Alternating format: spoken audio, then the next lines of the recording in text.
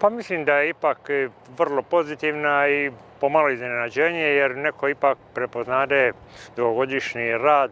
kad se stvarno trudiš i da si ti tu radi putnika, da nisu putnici radi tebe, što ja uvijek tvrdim da putniku treba dati pravo vremenu i pravu informaciju, sve ostalo to su priče za malu djecu. Nisam to puno opširno s nekima govorio, osim o familiji, također njima je bilo drago jer ipak i 27 godina ovdje u trajektnoj luci, u prosjeku liti u prosjeku preko 18 sati minimalno, vikendom još i više, da ti neko prizna tvoj rad, da te neko cijeni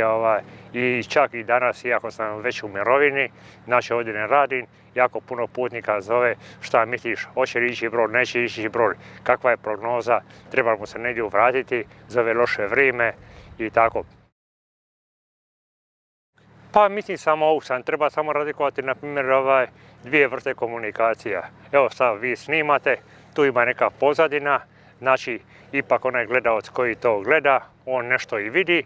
dok na primjer preko radija, to su mi rekli ljudi profesionalci, treba dočarati kao da se slijepa osoba. Znači i u vašoj priči treba postaviti takvu priču da može slušalac steknuti sliku i osjećaj i prostora i vremena i zbivanja što se nalazi u vašem okruženju, odnosno ono što bi se trebalo dogoditi. Znači treba vrlo kratko, jasno, decidirano i koncizno i izvještavati jer to je vrlo bitno jer komunikacija za velike mase ljudi treba biti prihvatljive 99% slušalca. Pa mislim da tu treba biti vrlo oprezan i bez obzira kako se to nekome sviđa, treba reći šta je činjenično stanje i šta je istina. Svaka priča, znači šta nije realna sa stvarnošću, šta nije realna sa vremenom, sa momentom trenutačni, to su priče za malu djecu. Niko se nema pravo krivo izvještavati,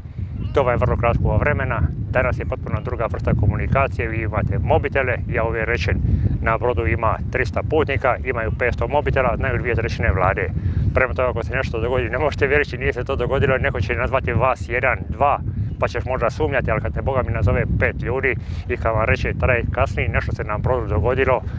a vi tvrdite da je to suprotno, ta teza vam ne prolazi i mislim da je to jako nobio. Ja uvijek rečem, ja neću na 50 sa ženom preko rive da mi neko reče i da mene da čujem gleda onoga grupa na šta govori.